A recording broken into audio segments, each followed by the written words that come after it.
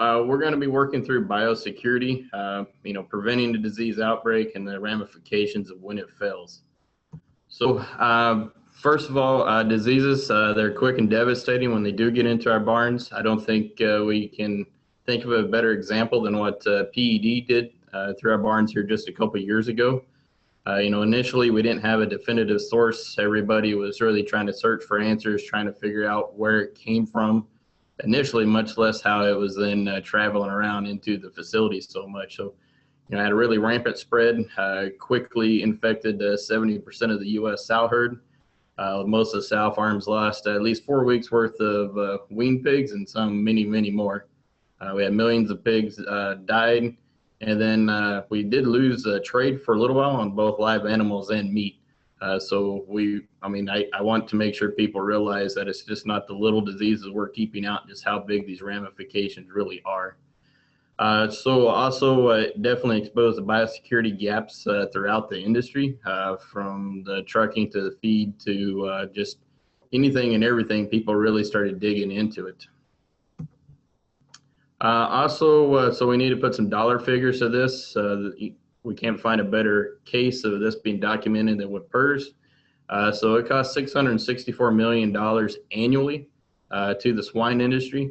So on the breeding herd, of course, if you look at that, it's reduced farrowing rates, it's reduced weaned pigs per litter. You have the sow death losses. They're saying it's when you get it's about $255 per sow, and that's just on some of the milder strains. That's not like the PRRS 174 strain that's going around. On the growing herd, we have considerable decreased growth, decreased feed conversion, the increased death loss, and people are estimating that to be between $6.25 and $15.15 per growing pig. And on a lot of this, when you really think of it, it depends on really how heavily medicated you are. And as in the era of VFDs and people trying to go more antibiotic free, obviously those impacts are going to be considerably bigger on the antibiotic free flows and its revenue streams. So the PRRS 174 strain, even out at the War Pork Expo there last week, I heard that it is still currently active in the Midwest. There are confirmed reports of 20% sow death loss. So if you can think of what that would do in your farms, you have those heavy bred sows, and unfortunately you have to carry them out of your barns. It's not a fun job at all. And then there are still reports of finishers with 20 to 40% finisher death loss. So definitely PRRS is active and something we have to keep out of our barns. And I want to go into just a little bit of model before I walk into some of the things we can do. So this is part of a pregnant gilt model with PRRS that I was involved in. We can see on the top one what this represents is a particular sow. It is individual pigs between the left uterine horn and the right uterine horn, and that top sow is control. And so that green color represents all live viable pigs. As you start to drop down, you see different patterns to infection. You have some sows that have all viable, and you do have some sows like the fourth sow down, sow ID number 18, who would only have one pig that's live in this experimental infection. And you even have cases where sows have all pigs in one uterine horn being dead, and in the right uterine horn being alive, and then the mix of everything in between. What this really told us is that litters from the experimental infected sows range from 0 to 94% of their piglets being PRRS positive, and which is something most people kind of be able to guess. But what it did tell us that nobody had figured out to that point is that the average weight of the live pig during a PRRS challenge is 70% lower than non-infected pigs. So if we think about those, we're all trying to get a big pig at birth, and then unfortunately when you have a PRRS break, we're automatically starting 17% lighter. So think of what that does to your downstream models of your pigs and your nurse and your finisher. Also, it seems that the larger pig fetuses are more effective than the small ones, and so we're losing. The ones that are dying are going to be those big pigs. So we're starting off with the smaller pigs, and it's just kind of a snowballs from us from there. Small litters are more effective than large litters, and whether that's a case of them just being bigger pigs, we don't know, but it's something to think about. Then the other interesting point that's brought up is that even though half the sows were no longer considered PRRS positive via the blood samples, many tissues, so the lungs, the thymus, repro tract, were still PRRS positive. So when we think about that, when we bleed these sows and then we think they go negative, then we have a flare up again. Some of that could just, it's still being harbored inside the tissues of the animal, and it is expressed at a point later down the road.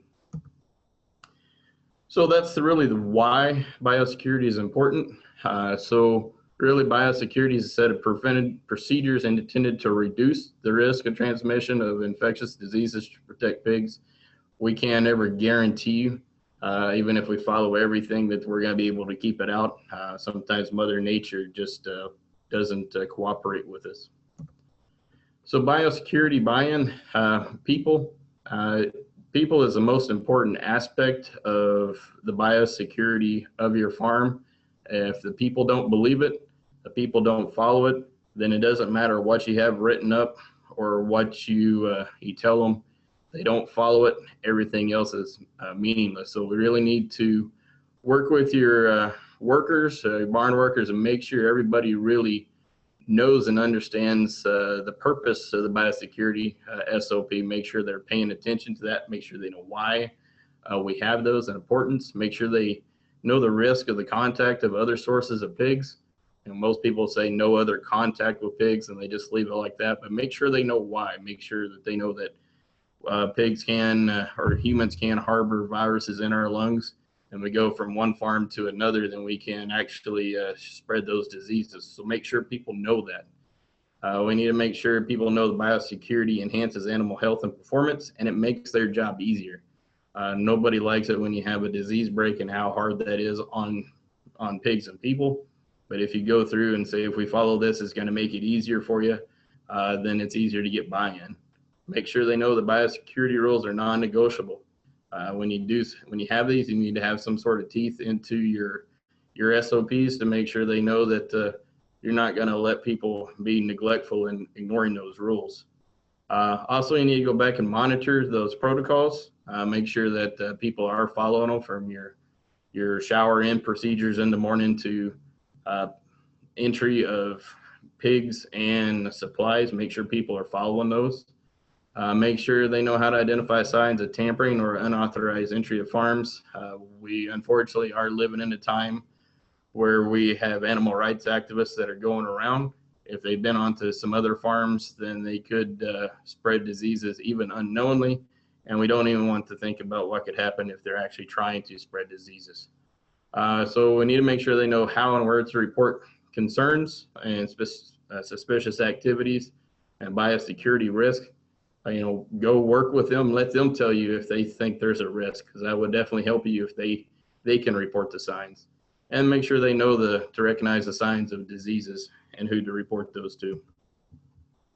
So there's lots of different wheels to this as far as the moving pieces and everything we need to do. We're going to try to touch on some of those, but we aren't going to go really in depth. I'll ask you to work with your veterinarians on your herd health plan to really make sure you're following this. But you have the source of your pigs, your transportation, your facilities, your feed, supplies, tools, and again, people.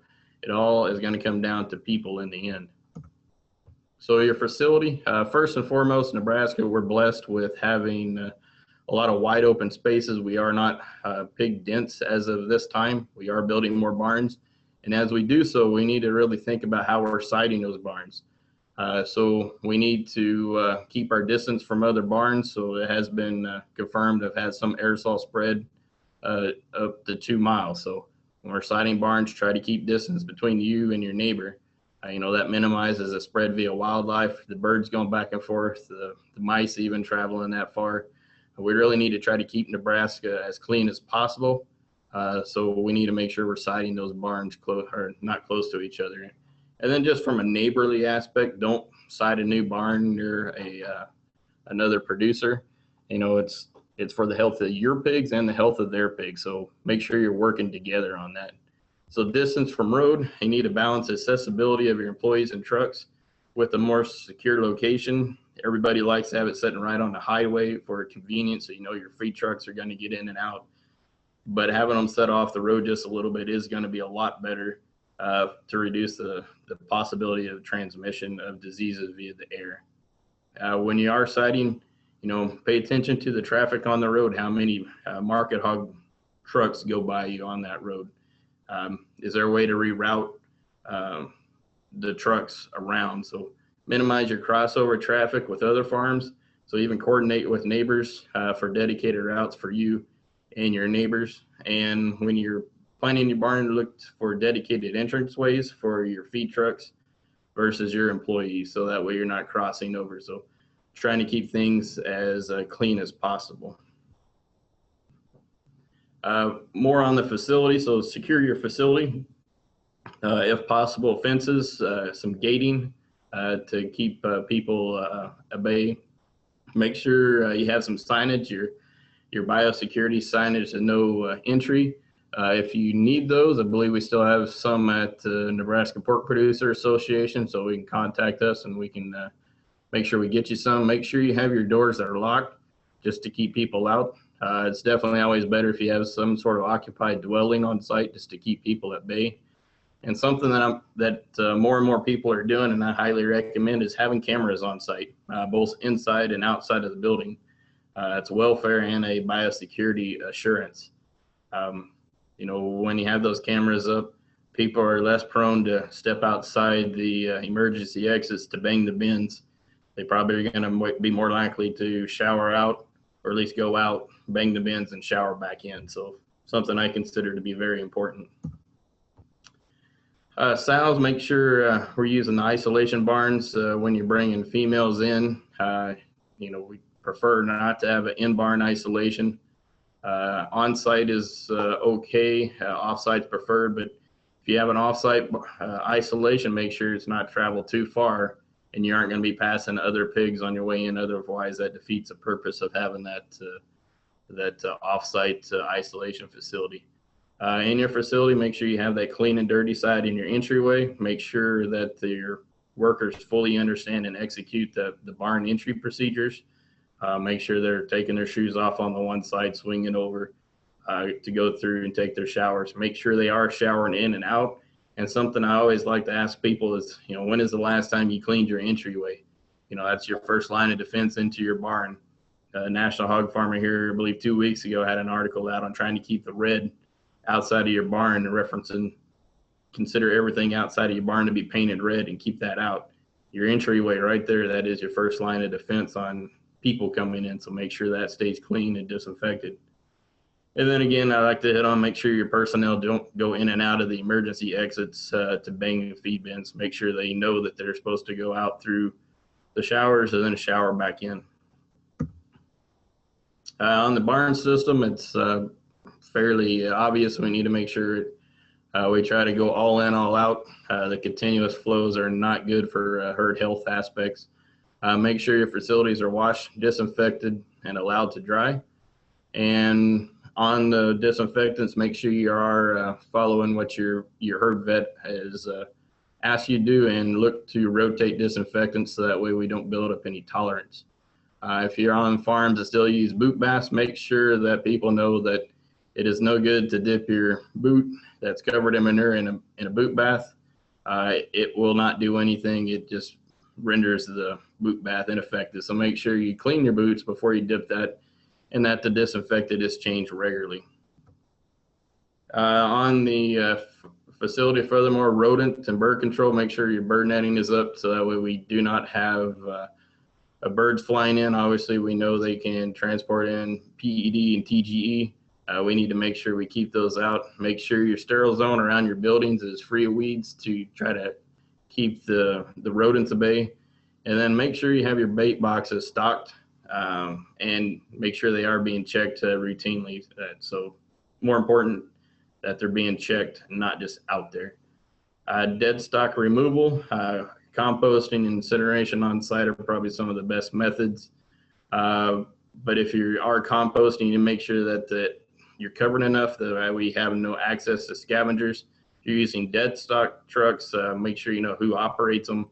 Make sure that you have your dead stock off site so you keep that traffic cross contamination to a minimum. The lunch pass through, I do ask people to sit inside your barns and really see what gets passed through.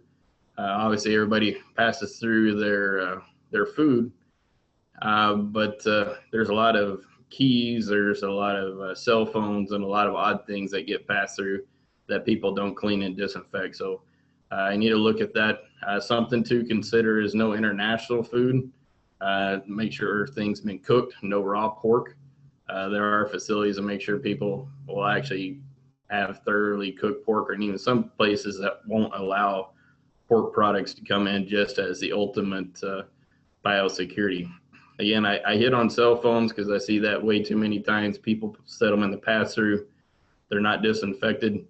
And plus, you really don't want the cell phones to be migrating into the barn for unwanted pictures. And I just hit on barn filtration here. We'll talk about that here in a little while. On the pig side, clean, high health pigs, start healthy, stay healthy. On the south side, your genetic supplier, make sure you're talking with them, make sure you know that they are clean. Animals blood tested prior to entry, so also from their multiplier barn and your Q barn, make sure your length of that isolation is at least 30 days.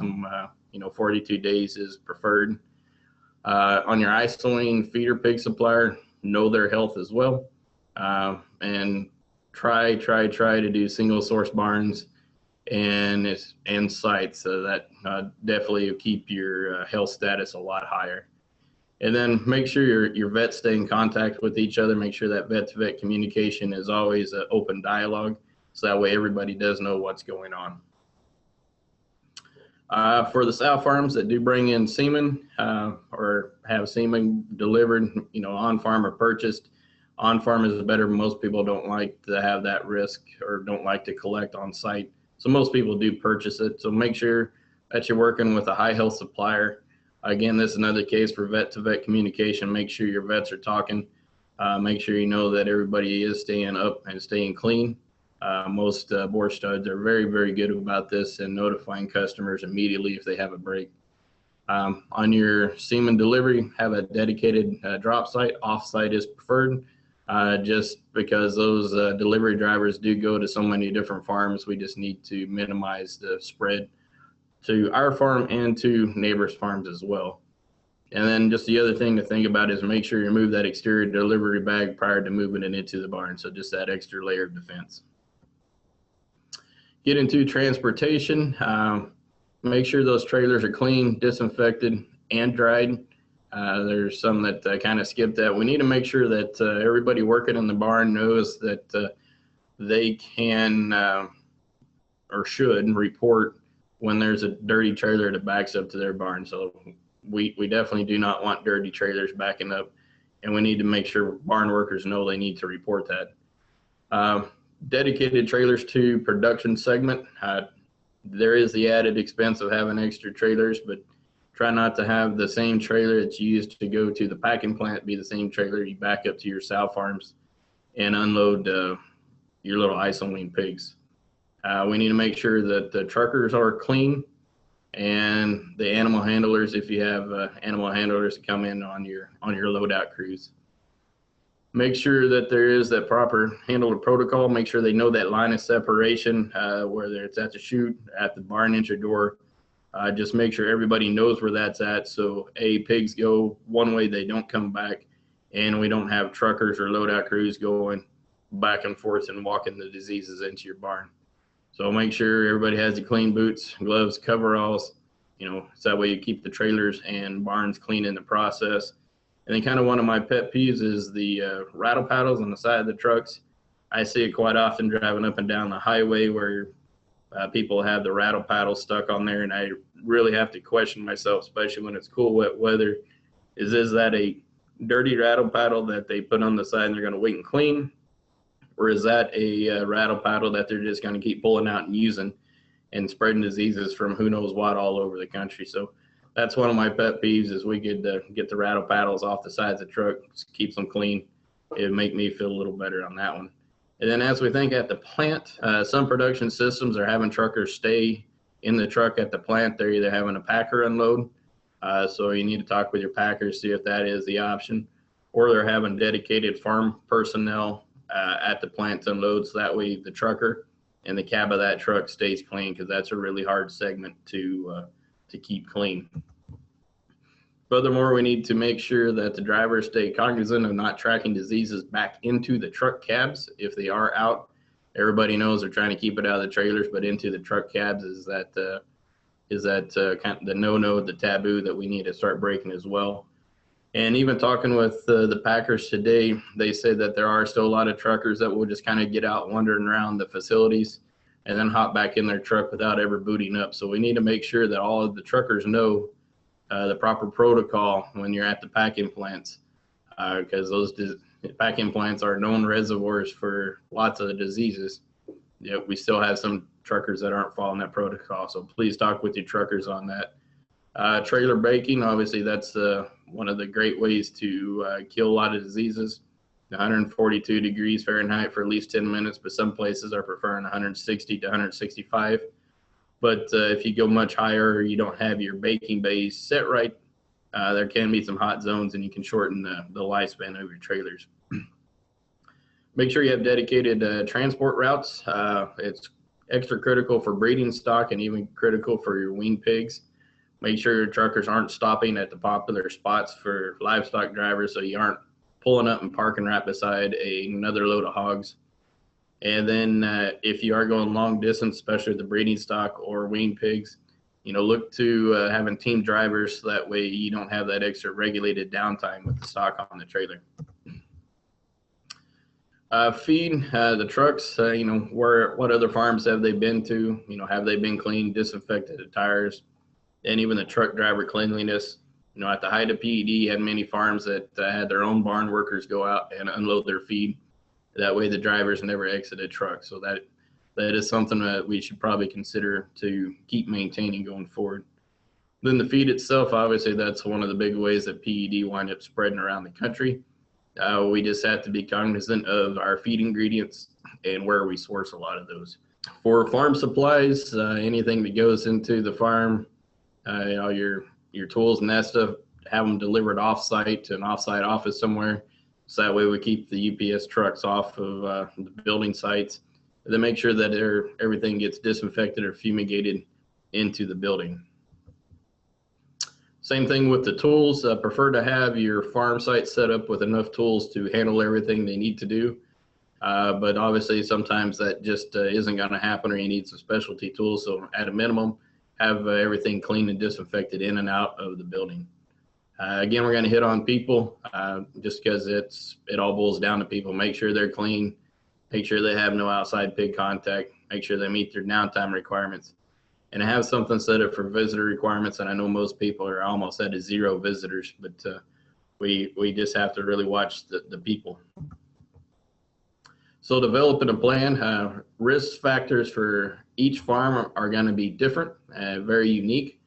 Depending on your location and what's around you. If you're out in western Nebraska, you don't have the hog density, so you can be a little more lax. You aren't going to need the extra things like barn filtration necessarily. If you're in eastern Iowa, especially northeastern Iowa, where a lot of hog dense area, maybe the barn filters, those things are something to consider. So make sure it's very farm specific, something that you and your barn workers can actually do and plan on actually following up. And bring your farm employees in. They know the barns better than a lot of us, so ask them to really go through the different ways they feel that disease can enter the barn, and that way it also gives them buy-in, and that way everybody has that team attitude.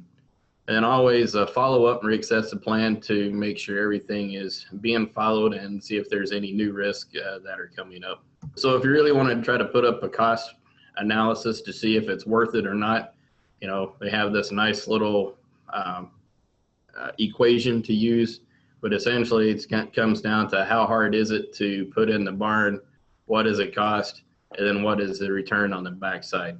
So those are the things to consider when you're putting that in. So when you come to cost, you have your truck wash. Each wash and disinfect is about $200. If you heat it, it's $300. Getting the cab of your truck clean is about $25 per load for that biosecurity fee. Essentially, it's paying for the double wash. They're interline trucks, so you don't have any over-the-road trucks backing up to your genetic barns.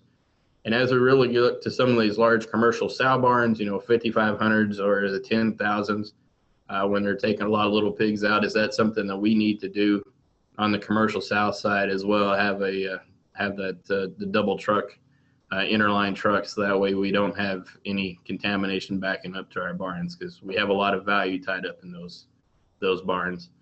And then all the clothes, towels, washing and drying, those definitely add up, not just in dollars, but in man hours. Your synergize comes at a cost, disinfectant mats, disposable boots. I'd hate to think how many disposable boots the industry goes through, but that's one of those non-negotiable items as well. We have all that, but then the flip side is that maybe some vets have a little better cost on this. When you look at a 100 ml bottle, it's $468. Costs $5.14 to treat a 100-pound pig. So while there's a lot of cost on implementing this, the cost on the backside of that is not very good either. We get into barn filtering. So we have some different estimates here with cool cells, $225 to $250 per sow. Without the cool cells, it comes down to a little cheaper, so you're looking at about $2 per pig. And the other thing we would definitely emphasize is it does not guarantee you have lessen your chance of aerosol entry into the barn, but diseases can still be walked into the farm. So just because you put that up doesn't mean you're going to eliminate all sources. And then the other thing, we can't forget about the filters. When you put them in, they have to be properly installed and maintained. If they're really clogged up, your ventilation isn't going to work, and then you run into issues on the other side. Starting to get into barns, switching back and forth between positive versus negative air pressure. Most barns are typically right now the negative air pressure, and we still have most of them being built this way. Maintaining proper ventilation is a challenge, especially if you don't have enough fans or you let the filters get a little clogged. When you're retrofitting, proper installation is definitely the key to making sure everything's going to work right. And then even on a new barn install, but especially on a retrofit, sealing the cracks is extremely challenging. When you talk to people when they're doing this, they're talking about pallets of caulk, not just boxes. Any air that doesn't go through the filters carries a risk. When you look at the positive air pressure, you have some of the new farms going this route. It's easier to maintain the filter banks, and the greatest unknown on these positive pressure systems is moisture being pushed into the wall, so we don't know about how that'll affect the longevity of the barns. So the cracks are now not a biosecurity risk like they are in a negative air pressure, but they do put your barn at risk if everything's not sealed right. Moving to a little bit of the case studies on the filtering, I have some assumptions that they will improve pigs' wing per sow per year, fairing rate, decrease your sow replacement rate, decrease mortality, and have a lower veterinary cost. And most people will assume that your main filters are replaced every 3 years, but you definitely need to check them more often than that. And the pre-filter is going to be every 6 months. Pig price, they put in an assumption at $39.32 per wean pig, but they were saying they get a premium for PRRS negative pigs. So when on the back side of that, they say that we are extending out the pig production of staying clean, have a 4% increase in fairing rate, a 1.9% increase in pigs wing per sow per year. You have a decreased sow mortality, and decrease, although not eliminated, PRRS breaks. And in their case study, showed a payback in 2.1 years. Second case study that's presented at the Layman Conference, they had a 3,200 sow farm in Iowa, Minnesota. On the border there, they had been averaging a PRRS break every 1.1 year pre-filtering, even had 5 in 48 months prior to filtering. And they did break after that, but they found that to be a non-filter related biosecurity breach. So when you look at that one, some of the key measures to look at is, they increased about 1.8 pigs per sow per year. They had a higher fairing rate, a higher live born, and it worked all the way up and down the system to improve their health and their bottom line. And so I do want to come back and emphasize that biosecurity just isn't for the sow farms, it's for the finishers too. One of my pet peeves, I guess I have quite a few, is that finishers, you see too many people just going from farm site to farm site without showering in or showering out of buildings. A lot of buildings don't even have that, but I think we need to consider that, especially when we look at the cost of what these outbreaks do cost in our finisher facilities. You know, change clothes, make sure your trucks are clean. Your loadout crews, make sure that they stay as clean as possible when they come into your barn. And too many people just deal with the poor performance on the finishers. It's hyper variable, so a lot of people can't pick up some of the disease impacts on that, and they're just accustomed to the bad performance, so they don't know what they can get. So to let everybody know what this does cost, so in a research setting, Nick Gabler at Iowa State in 2015 did a PED, Delta, Corona, and TGE challenge. If you look at this as far the birth weight change, or the body weight change is on the left, and the days post inoculation is on the right. If you look at that, there's a 14% difference in body weight, 42 days post infection, and that estimate said about 22 extra days for PED pigs to reach market weight. And that is on clean pigs. So a lot of our pigs in our systems aren't completely clean. So that's why we see that big of a difference. And also, if you look at the average daily feed intake in the graph on the right, you can see how that drastically changed the intake of those pigs. Furthermore, when you look at that, it not decreases their tissue body accretion rate, so the lean tissue. It considerably slows those down about 20%. And so the leaner pigs, and then you have a reduced yield at market. And if your pigs are on the bottom end of the back fat and you have something like this come in, then you really have to worry about dropping below the packer acceptable rates for back fat. So you might run into some docks on the backside. We could look at a couple different scenarios here on what that did in early performance right after the pigs were inoculated in the study with either PRRS, PED, or a combination of both of those. You can look and see that it reduced the average daily gain 20 to 50%. So pretty huge gain or reduction. And also reduced feed intake, and your feed conversion was also reduced. So definitely not something we want in our barn. And you can look and see how drastic some of these individual metrics are.